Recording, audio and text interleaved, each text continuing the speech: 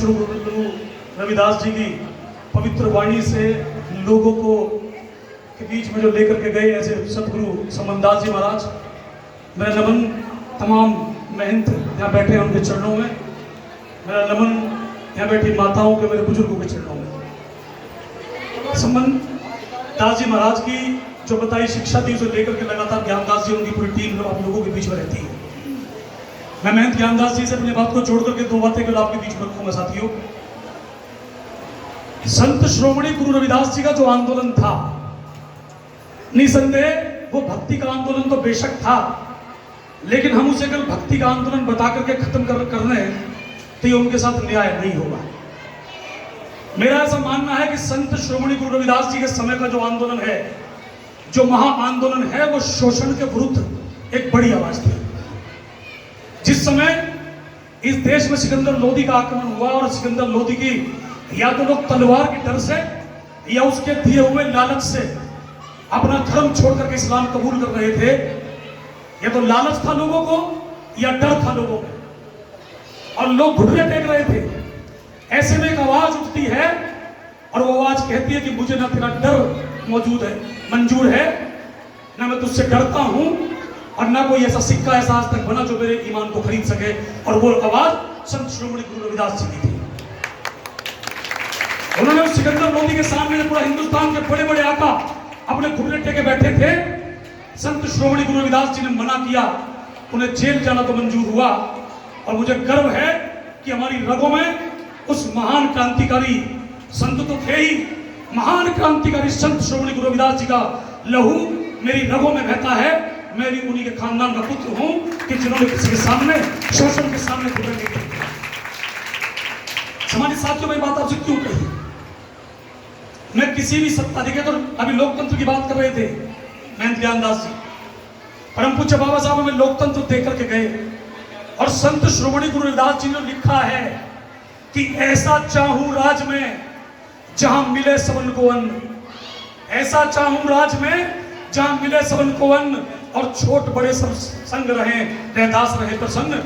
पूरा संविधान परम पूज्य बाबा साहब ने संत श्रोमणी गुरु रविदास जी की इन्हीं लाइनों पर आधारित होकर के लिखा। इसीलिए संविधान ने इस देश में राजा और रंक के फर्क को मिटाया। और लोग कहते थे कि शेर और बकरी एक घाट पे पानी नहीं पी सकते। संत श्रोमणी गुरु रविदास जी की बताई शिक्षा के दम पे बाबा साहब की कलम ने वो काम करके दिखाया कि एक ही घाट पे सबको पानी पीना पड़ा। आज इस देश में सबकी हैसियत बराबर है, बस जरूरत मुझे पहचानने की है। संत श्रोमणी गुरु रविदास जी ने शोषण के खिलाफ लड़ाई लड़ी। सामने जो उन्हें झुकाने आया था वो खुद झुक करके खड़ा हुआ, उनके पैरों में पड़ा, माफी मांगी। परम पूज्य बाबा साहब आपको रास्ता दे करके गए। मान्यवर कांशीराम साहब ने भी आपको रास्ता दिया। मान्यवर कांशीराम साहब ने कि जब जब ये समाज अपनी ताकत बढ़ाएगा तो हो सकता है कि राजनीतिक लोग आप पर हमला करने से डरें, लेकिन इस देश की अदालतें आपके हितों पर कुठाराघात करेंगी, आपके हकों को छीनने का काम करेंगी। और निरंतर होता भी है। 2018 में भी हुआ करने की कोशिश की थी सुप्रीम कोर्ट ने, SC/ST एक्ट और आरक्षण के पर कुछ टिप्पणियां की थी, कोई निर्देश दिए थे, समाज इकट्ठा हुआ, समाज की रक्षा हुई। अभी 4 दिन पहले सुप्रीम कोर्ट ने फिर एक निर्णय दिया है, और विशेष तौर पर चूंकि मैं जिस समाज का हूं, मैं कह रहा था लोकतंत्र में है, लोकतंत्र में अलग अलग पार्टी में राजनीति करना अलग बात हो सकती है। समय के अनुसार लोग अलग अलग पार्टियों में काम करते हैं, विभिन्न पार्टियों में राजनीति करेंगे, वो अलग चीज है। क्योंकि राजनीति से ताकत इकट्ठी भी होती है, राजनीति से ताकत इकट्ठी होती है, अपराधिकार आपको मिलते हैं, काम करने में सक्षम होते हैं। जैसे हमारे भंडारी भाई प्रमुख दोराला बैठे हैं, अगर इन्होंने यहाँ ऊंची लाइट लगवाने के बारे में बहुत लोगों ने वादे किए, मंत्री सांसद बहुत विधायक आते रहे, आपको आश्वासन देके जाते रहे, लेकिन महंत ज्ञानदास जी की बात पूरी नहीं हो पाई।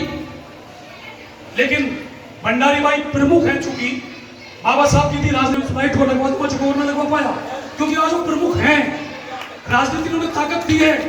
तो मैं कह रहा था राजनीति की वजह से हम ताकत इकट्ठा करते हैं, अलग बात है कि राजनीति कर रहा हूं, लेकिन मैं गुलामी नहीं करता।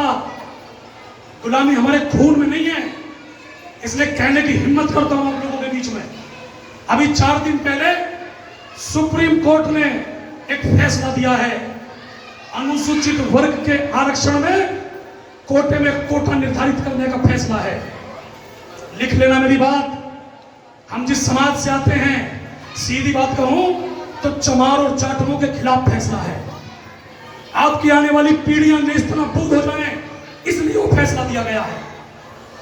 क्योंकि बाबा साहब के दिए संविधान के बल पर हमारी कौम के जो हमसे पहली पीढ़ी के लोग थे, जो चपरासी बने थे, खलासी बने थे, छोटे छोटे कर्मचारी बने थे, उन्हीं के बच्चे ही बाद में आईएएस आईपीएस बन पाए। मैं ज्ञानदास जी बता रहे थे भी कि अपना आदमी होगा तो काम करेगा। मुझसे दूर बैठे हैं वहां डिप्टी एसपी रिटायर्ड है इंद्रपाल सिंह जी, सहारनपुर में तैनात थे। LIU की बस रिपोर्ट की जिम्मेदारी थी। क्यों हो पाया? क्योंकि इंद्रपाल सिंह जी वहां डिप्टी एसपी थे। ऐसे बहुत सारे लोग आपके एसपी, इंस्पेक्टर, सीईओ, एसडीएम, पटवारी, कानून गो, डीएम, कलेक्टर होते हैं। वो कुर्सियों पर पहुंच पाए, इसलिए समाज के लोगों का अधिकार सुरक्षित रह पाया। इस समाज के लोग सांसद, किसी ने कम उठाई, किसी ने ज्यादा उठाई, वो अलग बात है। अगर 100 में से 10 बेईमान, 15 बेईमान निकल भी गए तो हम सब पर प्रश्न चिन्ह नहीं लगा सकते। उसी सब चीज से जब बड़े बड़े लोगों को छाती पर सांप लौटने लगा, उस आरक्षण के दम पर हमारी पहली पीढ़ियां इस देश की विभिन्न कुर्सियों को कब्जाने लगी, जब हमारी बहन बेटियां एसपी, डीएसपी, डीएम, एसडीएम बनने लगी, तो दूसरे लोगों की छाती पर सांप लौटा। उन्होंने सोचा, जब कहीं बहुत बड़ा जमींदार किसी एसडीएम के ऑफिस से बाहर निकल के आया, किसी गलत काम करने पर एसडीएम ने धमका दिया और बाहर आके पूछा होगा कि जो एसडीएम अंदर बैठी थी बहुत धमकारी थी, भैया कौन सी बिरादरी की है? लोग चमार है। तो सोचते तो होंगे, जब तहसीलदार के कमरे से निकल करके आए, कलेक्टर के कमरे से निकल कर आए, एसपी डीएसपी के कमरे से निकल के आए और पूछा कि दबंग एसएसपी जो था, ये दबंग एसपी जो है, ये किस बिरादरी का है? कि चमार है। ये लड़की एसडीएम किसकी है? कि चमार है।